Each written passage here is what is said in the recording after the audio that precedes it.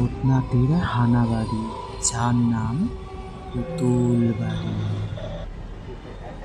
এই বাড়ির অনেক রহস্য, ভূতনাথের এই অনেক রহস্য আছে, তাই আমরা আজকে ঘুরতে আসলাম এখানে।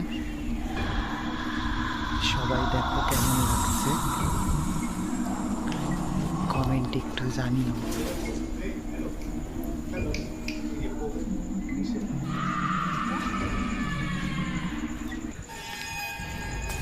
দরজায় লেখা আছে প্রবেশ নিষেধ।